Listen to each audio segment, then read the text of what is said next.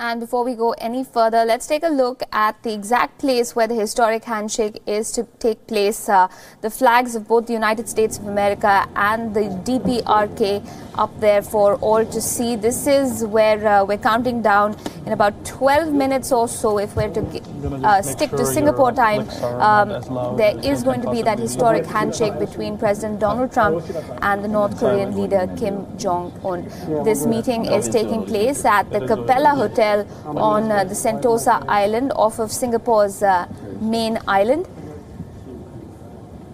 So this is the exact spot where the shutterbugs are going to go crazy in just a short while from now.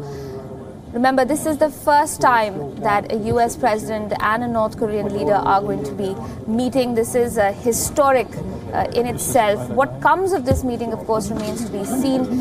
There are lots of stakes for both sides, perhaps more so for the United States. It's a huge opportunity to make history, but there is also the shadow of whether this is going to be a gamble for the US President Donald Trump or not. Yeah. But coming back to the players, what are they aiming at? What are they offering one another? What exactly can happen at this summit, realistically speaking? The US is offering North Korea crucial guarantees ahead of the Trump-Kim summit. Regime survival is one of them. Diplomatic ties with Washington is another. But there could be more.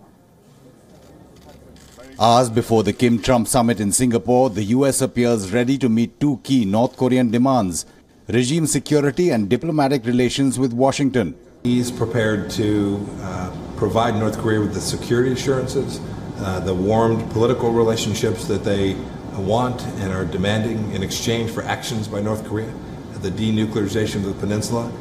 The exact timing, the exact modalities of that occurring are yet to be agreed to, but the president is willing to do something big, something bold. I think that Chairman Kim Jong Un is prepared to do that as well. These are major concessions, but are they enough to get the North Koreans to agree to denuclearization?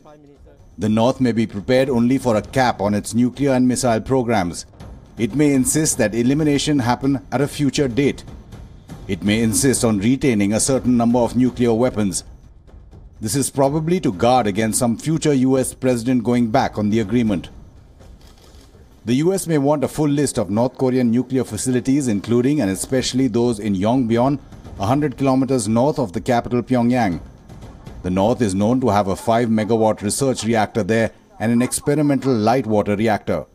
President Trump recognizes Chairman Kim's desire for security and is prepared to ensure that a North Korea free of weapons of mass destruction is also a secure North Korea. Crucial for the North Korean leader is an end to all economic sanctions.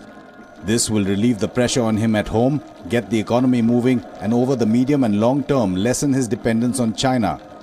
For that to happen, Chairman Kim needs to satisfy Donald Trump on denuclearization. Unmitigated success or a complete disaster. The Trump-Kim summit could be either of the two. And a lot depends on the two personalities in question, Donald Trump and Kim Jong Un. Both are headstrong personalities, headstrong leaders, temperamental, unconventional, unpredictable.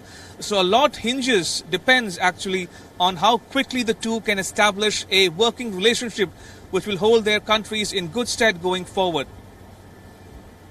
With video journalist Mukesh Sankla, I'm Ramesh Ramachandran in Singapore for WION.